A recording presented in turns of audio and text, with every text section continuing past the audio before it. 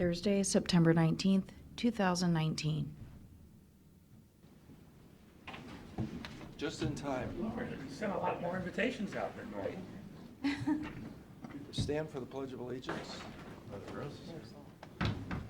I pledge allegiance to To the flag of the United States of America, and to the republic for which it stands, one nation, under God, indivisible, with liberty and justice for all. Amen. Do we have a prayer? Yeah, please remain standing for Envoy Captains from Salvation Army. Thanks. All right. Gentlemen, start. Oh, wait, no, that's NASCAR. I'm sorry. No. I love that. But, Father God, we just want to thank you this morning, Lord, and as we come together to see which direction you are leading us here in Erie County, Lord, we just ask that you stand with each of the commissioners today, Lord. Place your hands upon their shoulders, Lord, and guide them, Lord, to make wise judgments, sound judgments, Lord. And as we do this, Lord, we ask that you also come out here and sit with us so that we know you're here, Lord, and you are leading the way, Lord. And we just want to thank you, Lord, and give you all the honor and glory, Lord. And Lord, we want to thank you for Pam this morning, Lord, for the hard work and dedication she has put in here in Erie County, Lord, and the service she has provided. And we just ask that as she goes into the next phase of her life, Lord, that you're with her and you are leading her down this new path that she will be taking. May we make sound decisions in your name. Amen. Okay. We have a bid opening, right? Yes. Right at 9:30. Is she coming? Here. Probably. That's 9:30. Huh? They're probably making copies. Oh, yeah, anything with this. It's just- There's a separate one. Wanna do Right.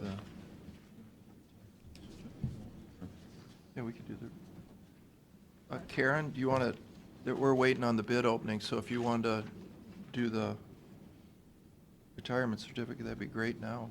Okay. Pam, if you want to step forward.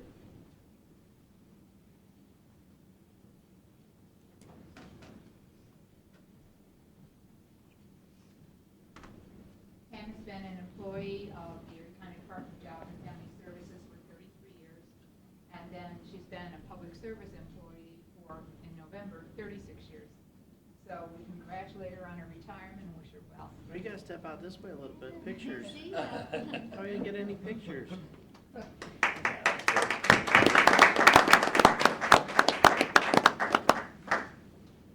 I did want to introduce Mary Daniels and Steve Alt, and they are the new president and vice president of the union. So, they'll do well. Okay, thank you. Thank you. Thanks for you. coming. And here's our bids.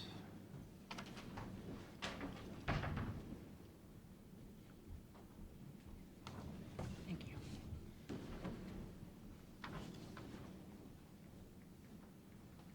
Thank you for your service. It takes a lot to be dedicated to that field. I love to work for the public, and I'm going to continue to do the public. Thank you.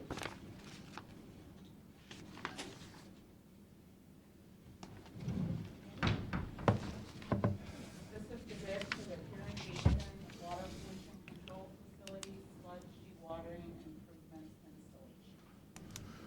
There are three bids. The first bid is from ABC Piping Company of Brooklyn Heights, Ohio.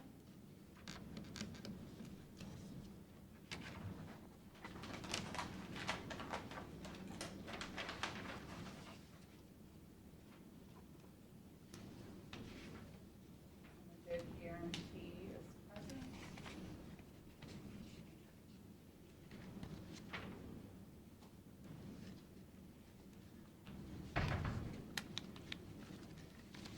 And their total bid amount is $540,000.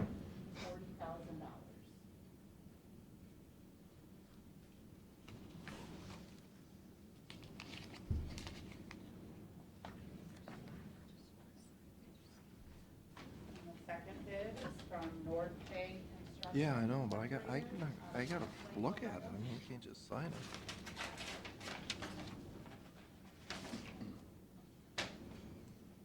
It's a trap, is what it is. And their bid guarantee is Huh? present. No, he wouldn't know how to sign this either. They're asking how to do it. I'm not gonna just, because once I sign it and they do it and it's not right. Their total bid amount is $410,700.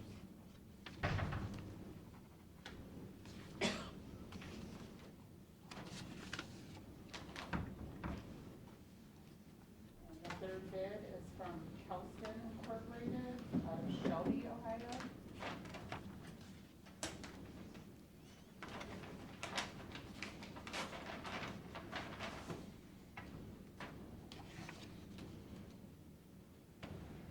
And their bid guarantee is present.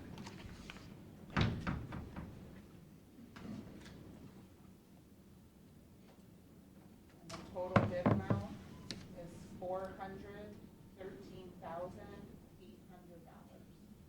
What was it, Leah? $413,800.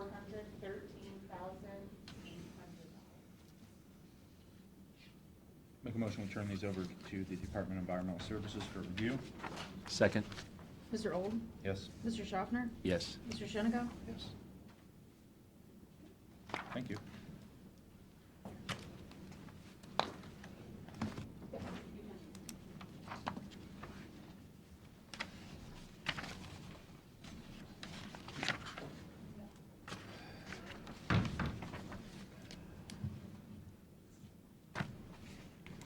Tim? Yes, sir.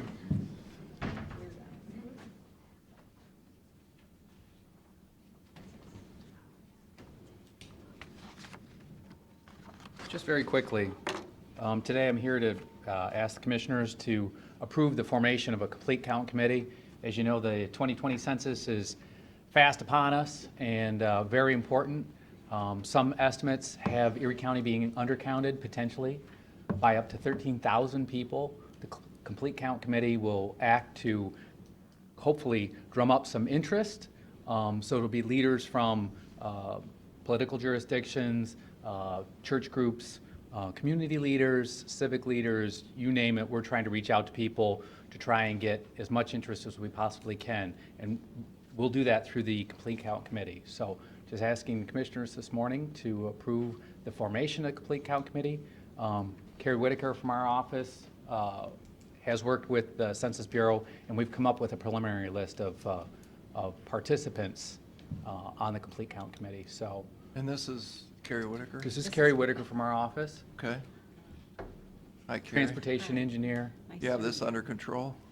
I think we are. I think we've got a draft list, and I think we're heading in the right direction. So this committee's going to help us develop and implement an awareness campaign for the 2020 census. Okay. We have a couple of ideas for events and promotion. And it's just to encourage response. I know we've presented before in front of you and kind of displayed how our numbers may look in 40 years. We're looking at a decline of 20% population. Yeah, it's huge. Yeah. So when's the next meeting? We are asking you today for approval to develop this committee. Okay. We have a few members we need to reach out to yet to confirm if they'd like to join us. But we would like to meet in early October. Yeah. We don't have a date that's set, but Yeah, I'll probably sit on that if you Would want you me like to. to? Yeah. great. Absolutely. We will add you. Yeah, it's like you said, Thank you. it's millions of dollars. It is, potentially. Oh, there's a question from the audience. Oh, We would like to participate in more than BD. Okay. People with disabilities and children and vulnerable populations are undercounted. Great. So Yes. if we can. And I see the other young lady next to you is volunteered also with Job and Family Services? yes, I have you Oh, on. okay. I haven't, One way or the other. but I have you on the list, so. All right, well, that's great. Yeah, confirming because, that for me, so we'll be in touch. I mean, you guys have a huge outreach, I'm sure, that I think's important. Yes. You know, especially Karen, I mean, that's, we gotta get everybody counted. It's 13,000 undercounted? Potentially. There's going to be a certain Yeah. segment of the community that doesn't want to be found. for whatever reasons, for political reasons, for legal reasons, but that's not the case. I mean, the Census Bureau is not looking to find where you're living and turn you over to whoever.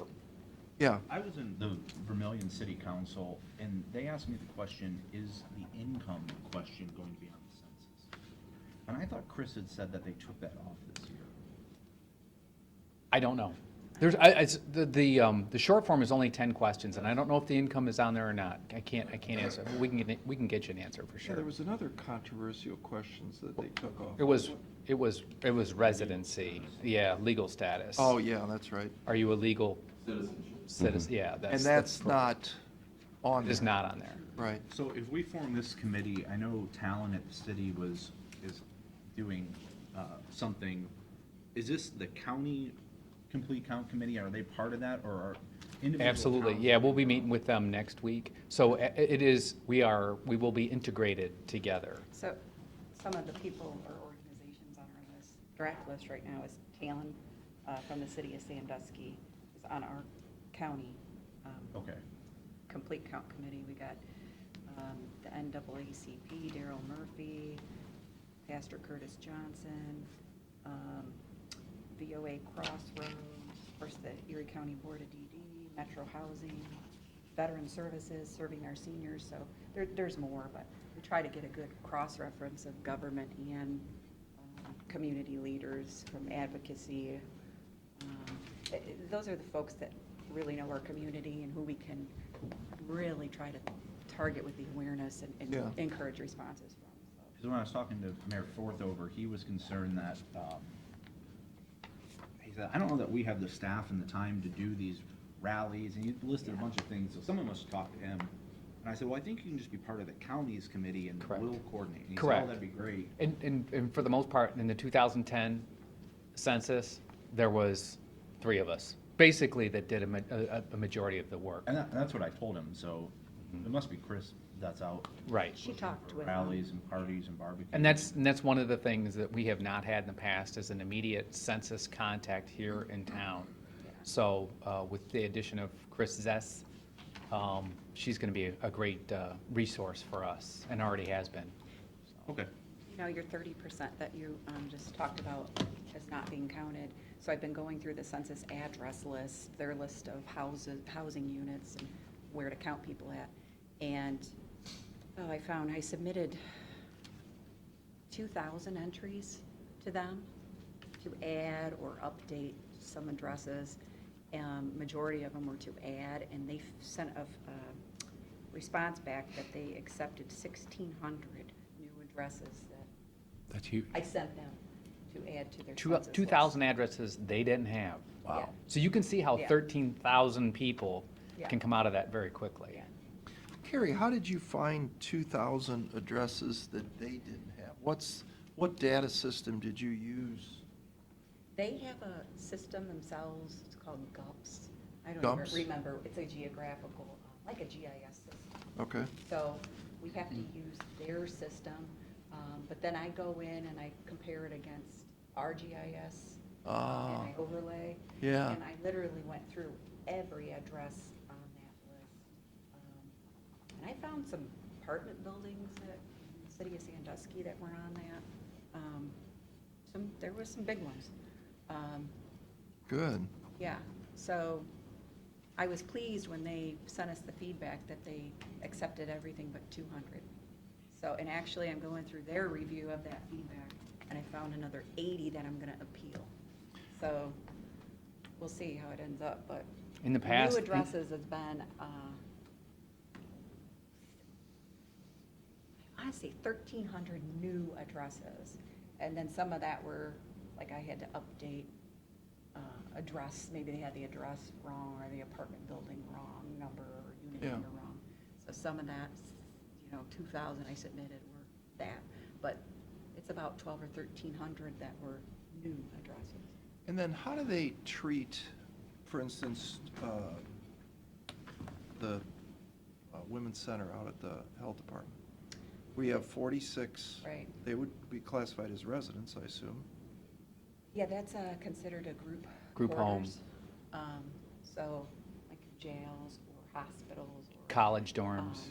Yeah, Providence. Same. they count, It's where you live, where you're residing on April 1st. Yeah. Where you spend the majority of your time, where you're at on April 1st. So if you're, in a group setting, Yeah. April 1st, that's your residence. Yeah. Okay.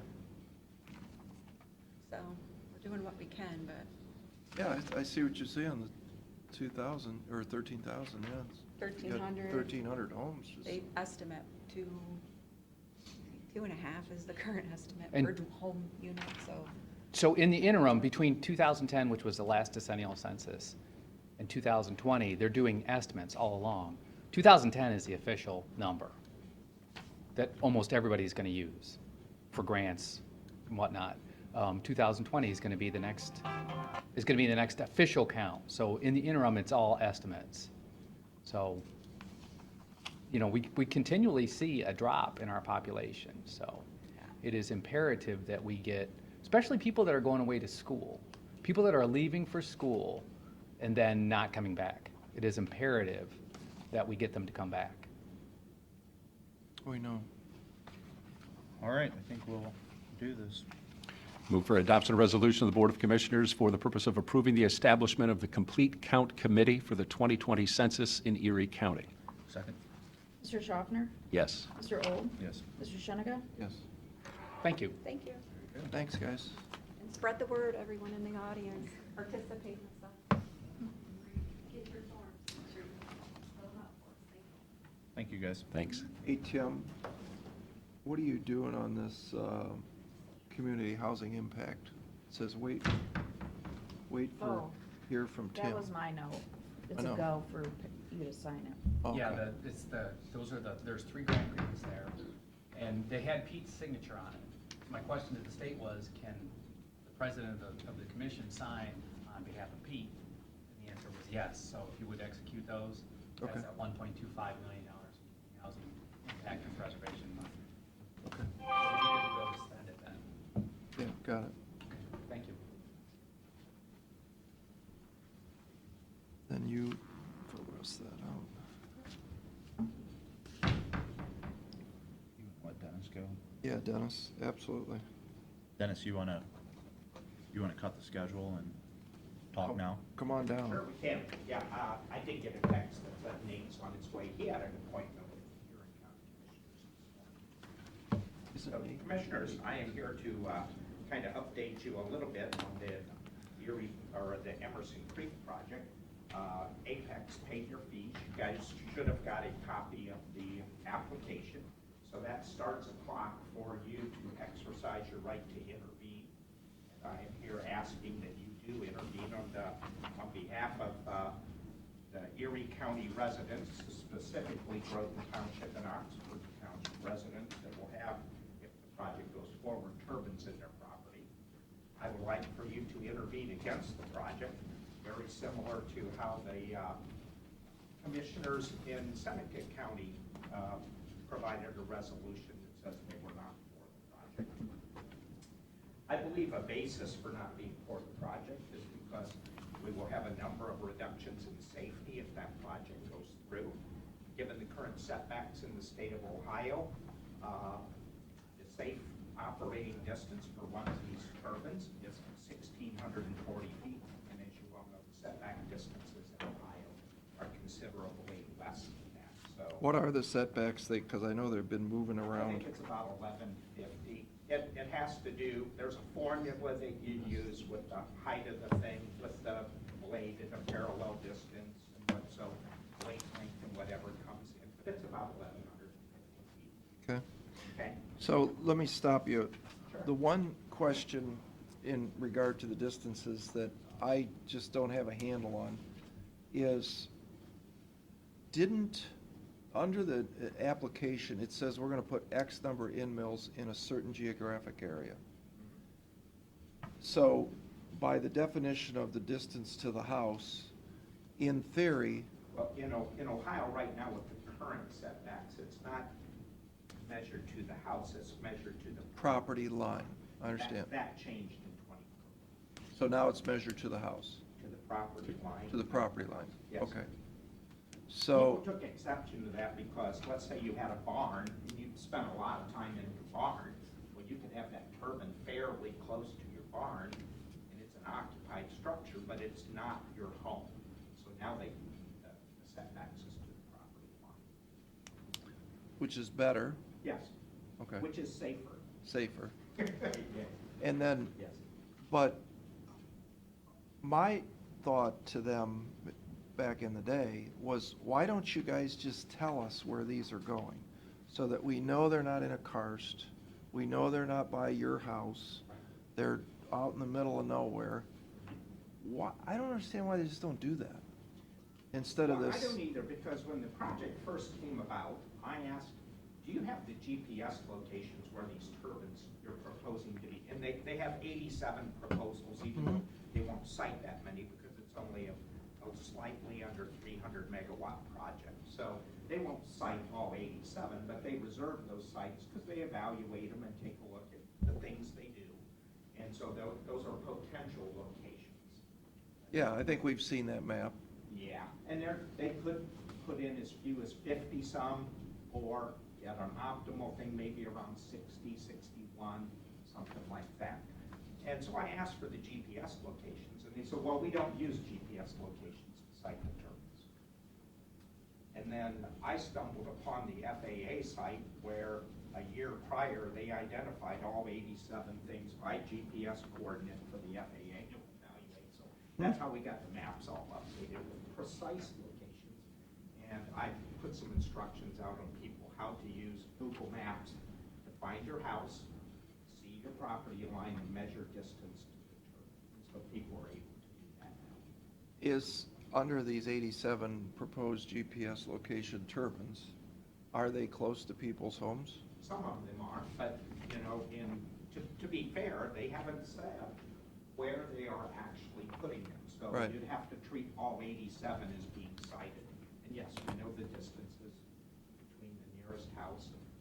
The thing that complicates it is whether or not you're a participating or a non-participating property owner.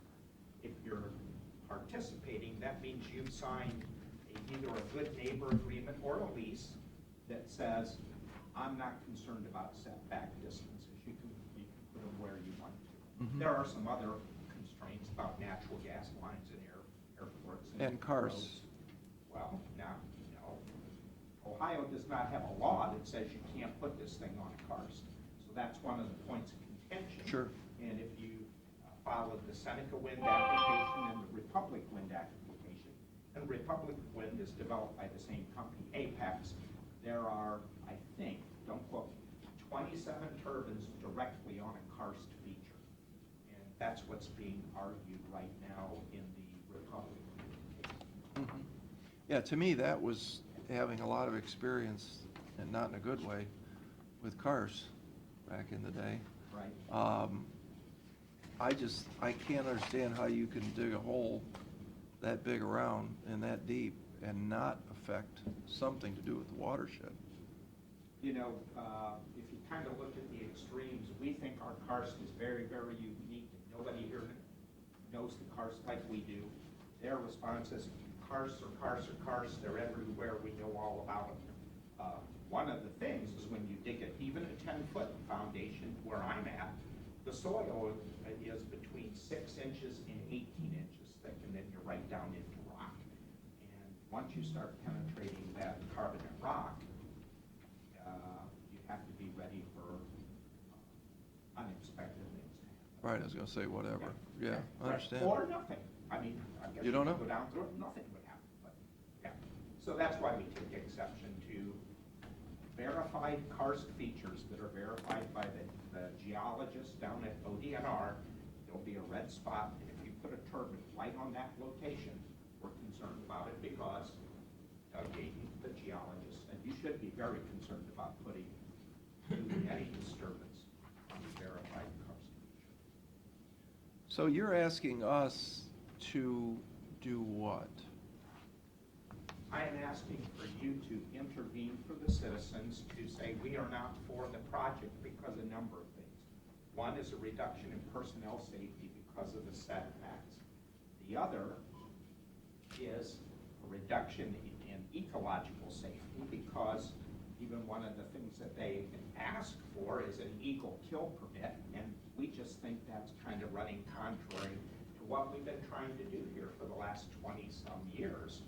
I mean, if I would accidentally kill an eagle some way, I would potentially face federal charges. Yet, I guess it's okay to say, hey, we're planning on a bunch of accidents to happen, and we want to be able to kill a few hundred of these things. We just don't think that's keeping with ecological safety. The other thing we briefly touched about it, what controls are we going to be put on their excavation so that we don't affect the drinking water? We are also, because we're in a karst area, it's also called an EPA critical drinking water area. And if the project goes forward, I want independent third-party reviews to provide oversight. We talked about other wildlife, not just ecology, but wildlife. We are in a bat, an endangered bat species area, and the primary death rate to bats is impact with turbines. And even, in the two other projects, because we don't have a staff report for the Emerson Creek project yet, but in the Seneca Wind project and the Republic Wind project, ODNR says that the applicant had severely underestimated the number of bat kills that will take place. We also believe that there's a reduction in what I would call political safety. People like to have a little bit of say in what goes on, and because Ohio law removes local control over the siting of green energy projects, and they bypass all the local zoning, we would like to have a referendum where the people in the particular counties and townships have a say in what kind of development takes place, particularly on land that is zoned residential, agricultural, and then you want to put a sprawling industrial project on. Where isn't, there's a bill to that effect in the Well, legislature? Well, it's being developed right now. I think it was initially an amendment. It was called a Yeah, amendment yeah. to House Bill 6. Right. That was rejected by the Senate, and when it went back to the House to have it resolved, they said, we'll drop it, we'll pick it up next session. So it's when dead. they come back here within the next, if they haven't started back already, they'll be taking up that bill. I've been working with Representative Reineke and Representative Stein to take care of that. And I think I'll be meeting with DJ Swearingen, I think this next Thursday, and ask him if he needs some assistance in understanding that issue. Other reductions in safety. Intermittent wind generation disrupts the entire electrical grid because it isn't something that i.e. changes with the wind. Chemical hazards exist where there isn't what I consider adequate remediation. If you have an off-wind turbine, they have an oil catch system. If it's a land-based system, they don't have an oil catch system, and they have 450 gallons of oil there, and you've seen there's at least 50 fires a year on these things where they spew all the oil and takes place. I think we need to, since we have drinking water so close to the surface, it isn't just a matter of letting that leak and just digging it up and remediating it. The same kind of issues that happen if you fracture that carbonate rock. Where's that oil going to go? I think the setback limits reduces road safety in Ohio because there's a special setback limit for a turbine next to a road. I think those all ought to be consistent, not be at 1,640 feet or greater. There's a reduction in margin of safety because of reduced emergency medical services, specifically life flight, weather radar. They will have curtailed operations once these things are sited, and they will have to identify alternate pickup locations, which means if somebody's critically injured, they're going to have to transport them to another area for life flight to pick them up under certain weather conditions. Have the fire chiefs or North Central EMS weighed in on this? I don't know. Yeah, EMS folks have, North Central. but not in a controversial manner. They just kind of go, if you do this, then we're not, I mean, they don't say what they think about that or whether that's an undue level of risk or anything. They're just pretty matter of fact. Okay, If this tower's here and we have these weather conditions, then we don't land there. okay. So it's, yeah, it's not they don't extend themselves to say a public thing. So at any rate, I would be available to talk to you. Oh, the last thing is, current Ohio law doesn't have any reporting criteria for turbine events, wind turbine events. And the last couple of staff reports that have been issued, they've been putting that criteria in there, but right now for Emerson Creek, there is no criteria on whether the wind company has to report any turbine events. So we would like them to do that. And at a certain level, we'd like to have a graduated approach to cause determination and then corrective actions to prevent recurrence. So, in the end, what you want us to do is pass a resolution saying that we're against the project, but then what happens if we do that? Didn't you say that we would be expected to come and testify? Well, there's two options. You can have the preferred option, or the option that's specified in the Ohio Revised Code, is that your legal counsel, which would be from the county, would come down and represent you at the Ohio Power Siting Board. You provide testimony. He would be there to look out for your interests, and then also, if he had questions for the wind company, he could cross-examine them, whatever, because it would be an adjudicatory hearing down in Columbus.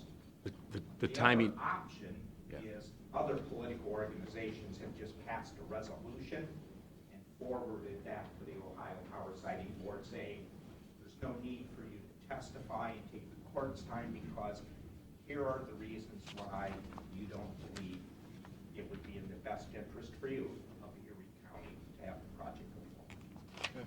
and timing is of the issue here because 30 days and it was from the September date- 12th, Yeah. which was a 30 week days ago. from the date you got the application. Right, and then our options are, you can intervene against, intervene, Well, you could intervene. neutral, intervene or for. in I'm for, asking right. you to intervene against, but Right. yeah, you could intervene for. And just an FYI, the project in Seneca and Sandusky counties is into that adjudicatory hearing process, the process. Seneca County, the applicant withdrew the application. It's the Sandusky and Seneca County. Yes. They have their hearing in November down in Columbus for their adjudicatory hearing. Right. And they delayed by a month because when Seneca County did intervene, their attorneys needed time to get themselves up to speed. So now, Yes. their hearing will be November 4th, I believe. But the process is one that we could watch to see what they have done and what they're doing. Yes. Yep. Thank you. Thank you. Next. Yeah, sorry, I was running here as fast as I could from Huron County, so. Wait, Steve? Oh, Am I next, or is he next? I I'm didn't part know. of that. I thought maybe you, I got on because you had already approved the request for the RLF. No, we have not discussed that yet. Oh, We were just running ahead of schedule, so we had Dennis come up. Would you like to listen to this? sure. That's Okay. fine. We're not trying to slight you. Oh, I know. Not in I the would- least. I would never accuse the commission. No. You're good. But I mean, I think we're on Sure. wind and, I didn't realize he was. you know, the wind just blew this guy in. I thought, well, let's, yeah, rushing here from Huron County is having them back-to-back is good, but also difficult to catch both of them. did you have the wind at your back? I don't know. Oh, The speed limit was not in my favor. okay. Apologize. Go ahead. Yeah, so I just wanted to offer an update. It sounds like Dennis covered a couple of things, but just wanted to let you know. I know you guys got the notice, so I wanted to talk about what that means, and then also a few other updates on the project. And so previously, about 2 or 3 weeks ago, you had received, I think I emailed you all as well on the transmission line application that had gone in. So I just wanted to make sure you were all aware of that. That is a separate application from the wind application. Goes through a very similar process. That is for the overhead transmission line that'll connect the project to the general grid. But if there's no windmills, there's no transmission line. Got it, okay. And then for the application itself, a couple updates there. We have added a few new turbine models to the project application. And so none of those have significantly different physical dimensions, but as far as nameplate capacity of those turbines, they have increased. And so we introduced, previously in the original application, highest nameplate capacity was 4.5 megawatts. And for that, we would have had to build 71 turbines. Now, the highest nameplate capacity is a 5.7 megawatt machine, and that would only need about 52 turbines across the whole project. And so what we're looking at is still being able to produce the same amount of generation, but fewer turbines will be needed to do that. Are there any questions? Yes. Yeah. The one, I asked Dennis if he knew, the one question that back of my craw is, do you know where they're going yet? We know the 87 locations they could go. Yeah. We still do not know which of those specific locations will be used, because we have not decided on a specific turbine, and the Ohio Power Siting Board could say, we don't want you to build this turbine. FAA could say, we don't want you to build this turbine. Fish and Wildlife could. And so, for right now, we can't say where they are going until we've received the necessary permits. But do you understand that, and I think I've told you this before, it seems to me, so if I, as a developer, I would want to tell this man where this thing's going. And it's not by your house. It's over there in the middle of the quarry. You're never going to see it. You're never going to hear it. I would love to tell him that, but I would hate to tell him that and then be wrong. But that would be worse. But it's the analogy of, I want to build a 300-unit apartment project, and I'm going to build it somewhere in Lorraine County, buy somewhere, but I haven't bought the land yet. I would argue it is different, just because we have 87 specific locations. I can say for sure it is going somewhere in these 87 locations. But if I say, okay, yes, we are building these 53 turbines, and then we end up using the 4.8 megawatt machine instead of that 5.5, and we're building 62, then there's 9 people that I'm like, oh, by the way, now there's a turbine next to you.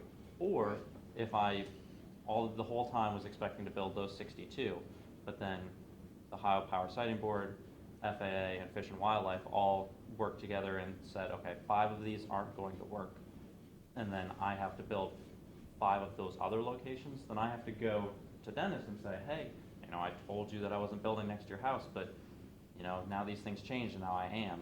And that's not how the process has worked here in Ohio. So the Ohio Power Siting Board has requested that we permit and approve as if all of these are getting built, and then Right. only build. But here's let me give you my analogy to take back to your leaders. So I just went through a 2-year zoning issue on a project that we were doing. The zone, before they tell me that I can build what I want to build there, they want to know the color, they want to know the price, they want to know the size, they want to know where the road comes in and out, they want to know. I got to tell them everything. If I went into them and said, I'm going to build some rental units, but I don't know what they're going to rent for, I don't know how big I'm going to build them in, I'm not sure how tall they're going to be, and I'm not sure where I'm going to come in and out of it at. And they're going to go, well, listen, son, when you get that all figured out, come back and see us.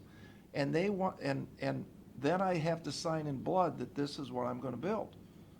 I think it would be so much easier for everybody if you just said, this is what we're going to do. I hear you. The nature of our project is slightly different than a zoning matter with rental units or something. And so, Okay, why? Well, with what we are doing, we do end up having to permit the color and where we're coming in and out. We permit for every single one of these locations. So it's not like we're doing a half-baked application for these locations. Our application assumes every one of these turbines gets built. So we're looking at the sound profile for our sound modeling as if every one of these turbines is built.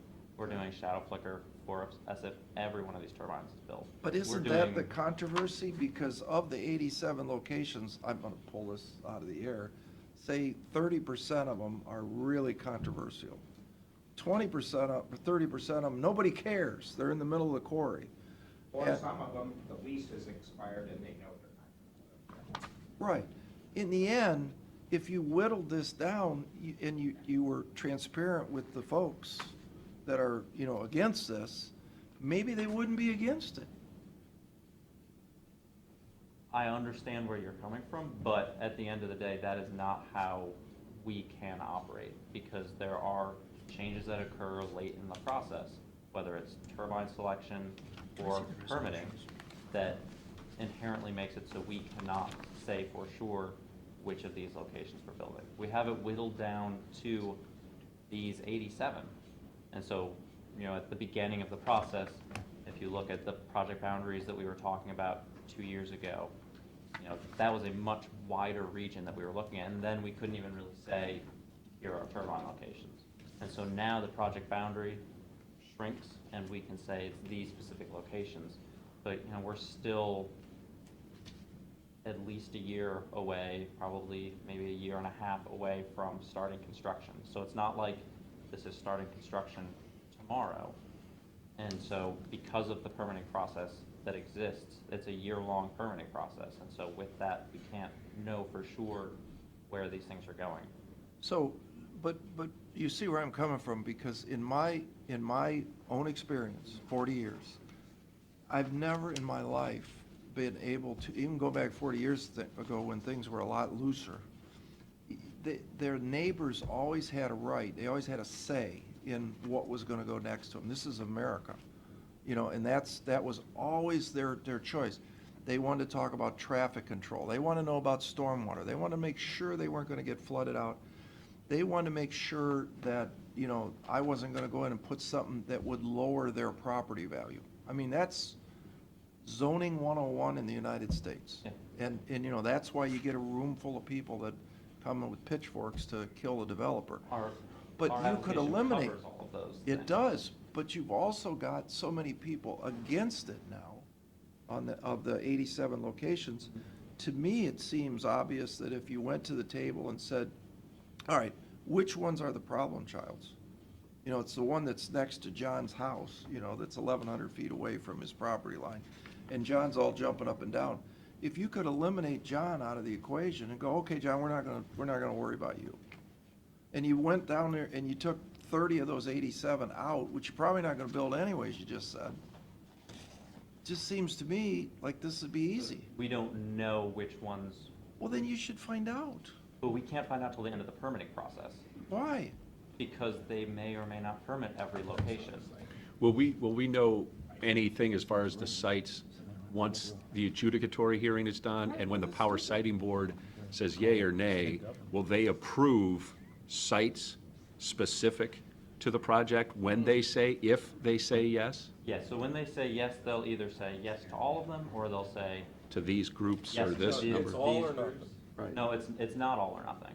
So they'll either say yes to everything, or they could say yes to all of them except for these 5. So what we saw at the Republic project, when Right. that staff report came out, it was Those have to be in. yes, these 5, we think there should be an additional condition on, and then these other 20, there should be this other condition on. And so they treat every single one of these locations as an individual spot, and so, they have that capability. So now what you're saying is that Dennis and his crew, what they should really do is look at all 87 locations and decide if they want to weigh in. I don't like this one, I don't like this one, I don't like that one. It's kind of what That- you're saying? That is one way they could go about things. But wouldn't it be easier to just sit down with them now? Or, no, a year ago, and say, why don't we do it over there? And Yes, but- because the wind, if I'm not mistaken, is the same here as it is 1,000 feet away. So I guess my question to you then would be, let's say we do that, right? Right. And I get 60 turbine locations that are going through the permitting process. Everybody loves. Yep, everybody's fine with them. Yep. And then U.S. Fish and Wildlife, OPSB, and FAA combine during their permitting process, which will wrap up early next year, Yep, to say, okay, 10 of these don't work. yep. What do? Yeah, then I have to go back and re-permit a Just new like 10 Any locations. other developer, You then know- the project's either a go or not a go. what I would do. That's Right. what our but permitting you- process does. Listen to what you just said. In the end, at least you got something approved. At the way you're going now, you're gonna get nothing approved, potentially. I would be surprised. But, you know what I'm saying? It seems to me, I would rather, and I know you're never gonna satisfy everybody, but in the process of getting something approved, zoned, whatever you wanna call it, in the end, you wanna try and get as many people going, yeah, I'm okay with this, than a bunch of pitchforks in there going, no, I'm not okay with this. Now, if you think, and maybe what you're saying, is it doesn't matter what they say, that we're gonna get this project approved anyway, then you don't have to listen to me. I mean, you're smarter than me, and maybe you should just do it. But, in the end, I think that's the way it, in my opinion, could have been handled years ago, is by sitting down and saying, we're not putting it next to John's house. And while I understand where you're coming from, I hope you can understand how this permitting process works and how it makes it so that is not feasible. Because what we're doing is, during this time, we are going ahead and marketing the project to people that want to buy the power and saying, this is how many megawatts it's going to be. This is what the returns are going to be. This is what we're expecting. And we can't do that if we don't have these spare locations built in.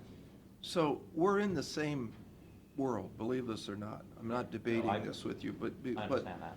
But I can tell you, we rezoned R3 100 acres. Under R3 zoning, I get 6 units per acre. Now, if I'd have went in there to the room and said, I'm gonna build 600 units there, you know what the people are gonna do? They're gonna come out with their pitchforks, because 600 is different than 250. And that's traffic and everything else that goes along with it. School system overload, I mean, blah, blah, blah. We're not I've heard coming it in all. and saying we're going to build 87. I'm coming in and saying I'm going to. You are. No, but the application clearly states that we will build up to 71.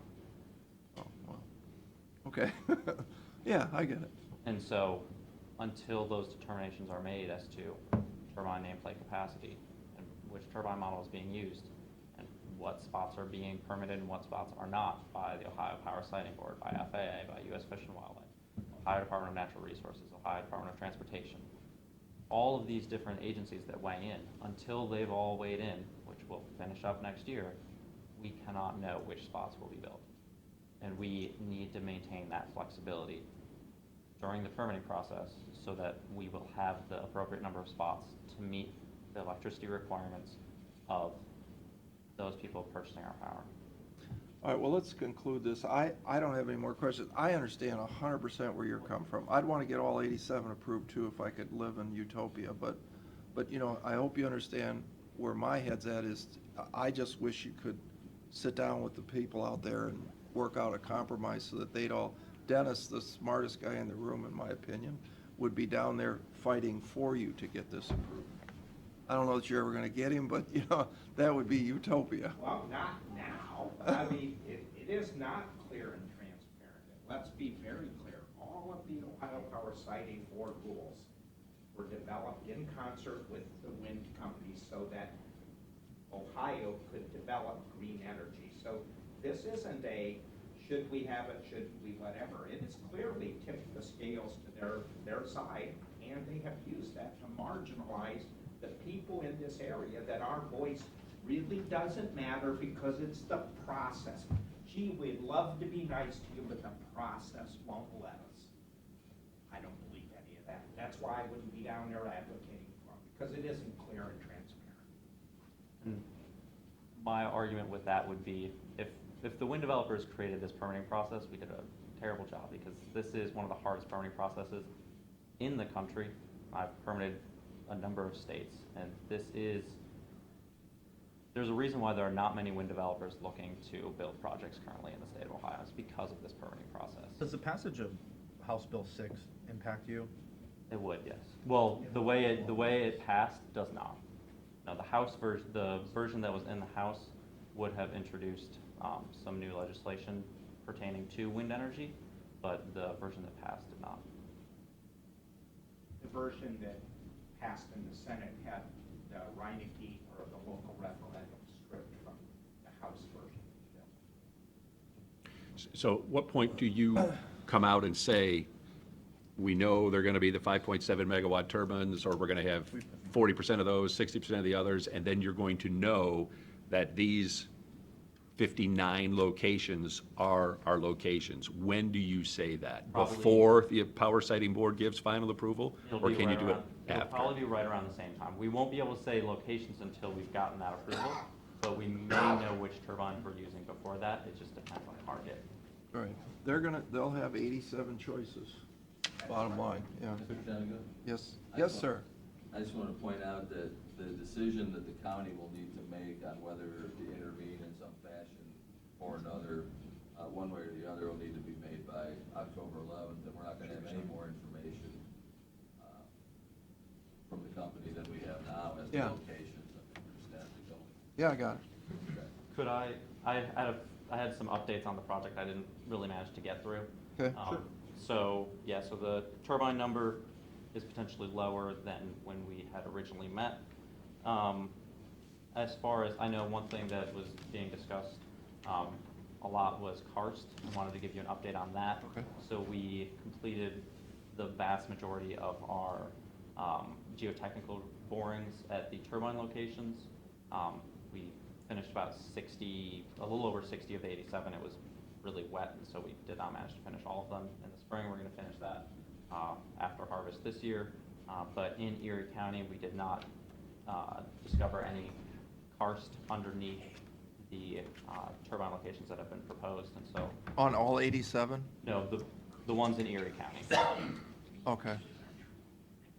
So there is one location in Huron that we're doing some further analysis, and we may not be building that location. It's another reason why we have additional built in. So because karst, we don't, there's not a line Erie County, what, of the 87, is there only one then? That There is one that we're going to be doing some further analysis on. That's over karst? There may be a void, we're looking into it. So does that answer your question? Not completely. Well, he's saying that 86 locations of the 87, there's no karst involved. I will have to take a look at an overlay map. Yeah. Where they're at. So we, yeah. That's a big thing, right? That's the findings from our, See, what happens is ODNR would do that overlay as part of the staff report. So when the staff report comes out for Emerson Creek, I'll be able to give you a better answer as to how I, what's in that report. so that was the findings in our, on like field site borings, when we took a boring rig out there and drilled each of those locations. Okay.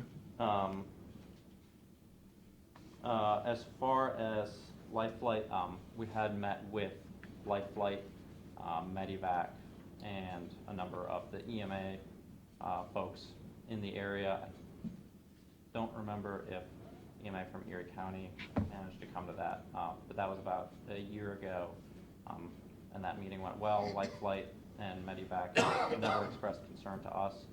We've run drills at our other projects around the country for Medivac helicopters to land directly next to turbines in case there was an injury at a worker at a turbine.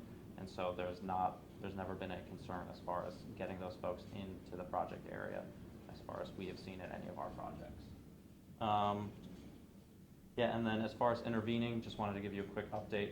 Huron County actually just passed their intervening resolution. They are intervening neutrally in the project. What that means is they will get all of the updates from Ohio Power Siting Board as far as filings that are going on during the project, dates that are going on the schedule as far as when hearings are going to be, and they have the opportunity to go and provide witnesses, provide testimony, or provide cross-examination at the adjudicatory hearing. Allows you to kind of stay informed during the process. So that was the decision Huron County just made right as I was leaving. And I think that's all I have. Are there any other questions on the application, the intervening process? Oh, the schedule. I should share the schedule with you. We're expecting the staff report to probably come out sometime right around November. The public hearing probably be in mid-December, and the adjudicatory hearing to likely be in January. Okay. Then we're looking to start construction either late 2020 or early 2021, and then the project will be operational in 2021, assuming we get our permits. Okay. Sounds good. Thank you. Great, thank you. Thanks. Good job. You ready for me? Okay, I'm here relative to an approved loan application for Dave's Park Avery out on 104 West Mason Road in Milan. He wants to, well, he's in the process of building a new carryout and kitchen because the bulk of his business, or a large portion of his business, is done through the kitchen, and he has to bring those products over from his store in Norwalk. The committee approved the loan in the amount of $100,000 under the following conditions: 7 years at a 4% interest rate. They want us to place UCCs on the equipment because we are purchasing the equipment or a portion of the equipment, and placing a first $100,000 lien on Philomena Fisher's primary residence at 227 West Main Street, Norwalk, Ohio. Vacation Federal Credit Union is the primary lender, and they're in for $896,500. The total project cost is just over $1.2 million, and this project will create 10 jobs and retain an additional 4. I believe they have 35 over at their Norwalk location, which just blows me away that trying to take care of 35 people in a convenience store, and that you're really humping, and they're doing some good business over there. I do have Joe Fisher here, and I don't know if he wants to come up and say a few words, but it should be noted that they've been in the business for over 40 years, and they do own the store in Norwalk, and they've been in the convenience store business for 40 years and have done a real good job starting over in Norwalk, and then which translates over to this location on Mason Road. And it's already under construction. Under construction. I think Joe told me they hope to be open by the end of November, perhaps. I'm shooting for November, but things change. Don't you usually get the money before, ask for the money before? Yeah. Well, this has been a process. We've been in the works for a year and a half. And he did come to the RLF committee in June, so. Yeah, I know, We've been talked about kicking it. this around for a while. No, we've beat this horse to death, and, Yes. I think we wish you all the luck in the world, with your endeavor, and, we're glad you're, improving the property, and Yeah, hope everything works out good for you. thank you. Any other comments? Okay, if not, we appreciate your consideration, and Well, we'll do the motion right now. I think only in America you could employ 35 people making sandwiches. There you go. That's right. I move for adoption of a resolution of the Board of Commissioners for the purpose of accepting the recommendation of the Revolving Loan Fund Committee and approving a loan agreement for Dave's Park Avery LLC. Second. Mr. Schaffner? Yes. Mr. Old? Yes. Mr. Shenigo? A lot of Yes. signatures on that one. Thank you. All right, thank you. Thank you. Good luck. Thank you. Good luck. Who's next? Mayor?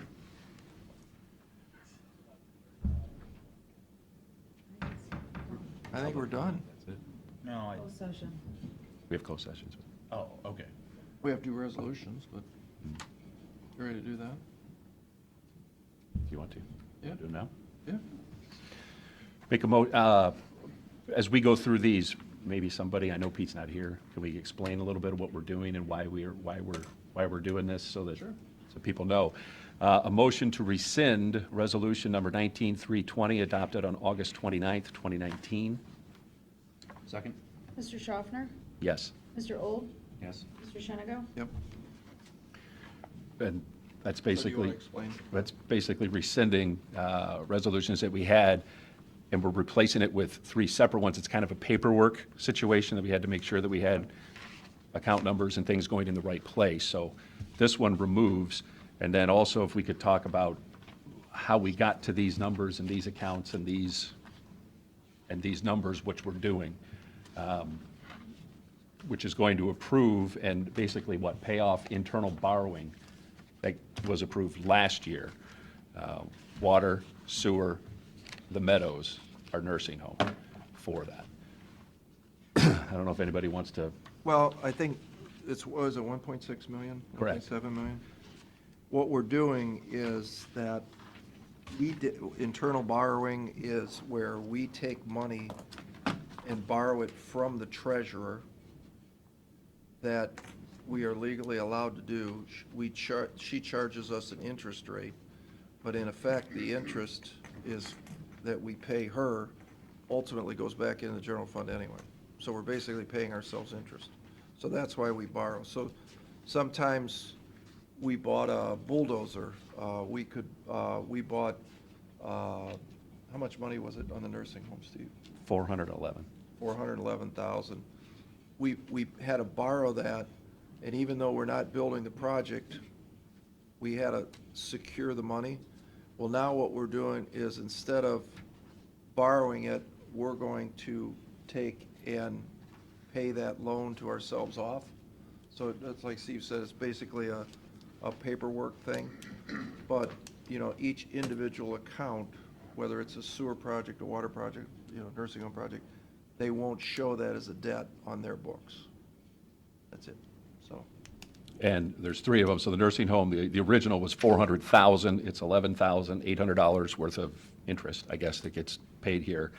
The one for the water is $650,000, or that's the sewer, $650,000. That's the thing we just approved. I was gonna say, you all know what I call that, but I'm Yeah, not gonna yeah, say don't that. say it. $669,000 is the total amount. The sewage.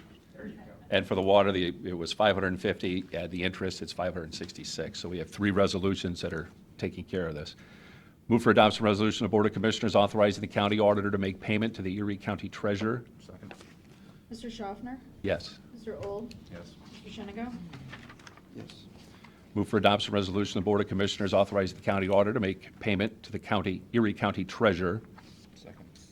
Mr. Schaffner? Yes. Mr. Old? Yes. Mr. Shenigo? Yes. Move for adoption resolution of the Board of Commissioners authorizing the county auditor to make payment to the Erie County Treasurer. Second. Mr. Schaffner? Yes. Mr. Old? Yes. Mr. Shenigo? Yes. And inside those resolutions are all the actual numbers, the accounts for going for the principal, the interest for each of the three. Move for adoption resolution of the commissioners for executing payment of then and now certification presented by the county auditor pursuant to ORC 5705-41D1. Mr. Schaffner? Yes. Mr. Old? Mr. Shenigo? Move for adoption resolution of the Board of Commissioners for the purpose of declaring certain items surplus and ordering same to be discarded or salvaged. Second. Mr. Schaffner? Yes. Mr. Old? Yes. Mr. Shenigo? Move for adoption resolution of the Board of Commissioners for the purpose of declaring certain Erie County equipment surplus and ordering same to be sold by internet auction. Mr. Schaffner? Yes. Mr. Old? Mr. Shenigo? Move for adoption of the Board of Commissioners for the purpose of adopting a biennial Erie County Prevention Retention Contingency Plan. Second. Mr. Schaffner? Yes. Mr. Old? Yes. Mr. Shenigo? Move for adoption resolution of the Board of Commissioners for the purpose of entering into amendment number 2 to an agreement with ADS LLC. Second. Mr. Schaffner? Yes. Mr. Old? Yes. Mr. Shenigo? Move for adoption of the Board of Commissioners for the purpose of entering into an agreement with Gene Patsick and Son Fire Equipment Company. Second. Mr. Schaffner? Yes. Mr. Old? Yes. Mr. Shenigo? Move for adoption of the resolution of the Board of Commissioners authorizing the county auditor to make a supplemental appropriation. Second. Mr. Schaffner? Yes. Mr. Old? Yes. Mr. Shenigo? Yes.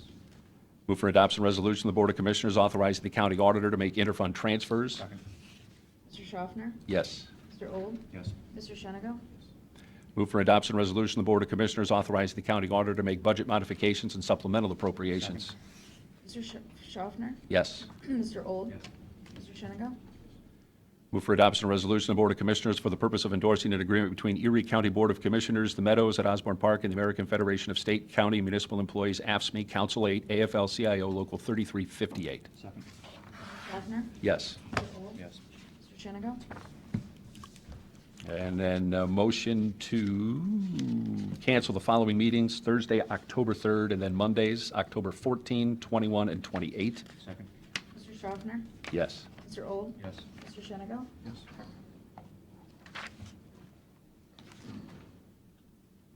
Public think that's comment? I think there should be one more motion for a bid. Move to, this is for the used 2006 or newer model roll-off truck for DOES. Motion to accept the bid received on 9/12, refer to DOS Finance for review and recommendations. Second? Mr. Schaffner? Yes. Mr. Old? Yes. Mr. Shenigo? Public comment? I got one. Okay, I read in the paper, out of the Meadows, if somebody is tardy, they are going to be in trouble for that. How come Pat Shenigo can come to the meetings always late, and nothing ever happens? If it's good for one county employee, it should be good for another. Maybe you can explain that. Elected officials aren't salaried, and we're not subject to any hourly rules. But when it comes, but you're getting paid. You're getting paid by the county to be here. This is the part, I'm very much on punctuality. I think if you're supposed to be at a meeting at a certain time, you should be there. I would agree with that. I would agree. Another comment, Mr. Shenigo's not an employee of the county. He's getting paid by the county. He's not an employee of the county, he's an elected official. But I mean, still, You can vote your part at the next election. I will. Any other comment? If not, I'll make a motion, we go into executive session regarding Employment first. employment. Second. Mr. Old? Yes. Mr. Schaffner? Yes. Mr. Shenigo? Yes. Mr. Schaffner? Yes. Mr. Shenigo? Yeah, I Make a signed motion, we adjourn. these transmittals. Second. Okay, Mr. Old? Yes. Mr. Schaffner? Yes. Mr. Shenigo? yes.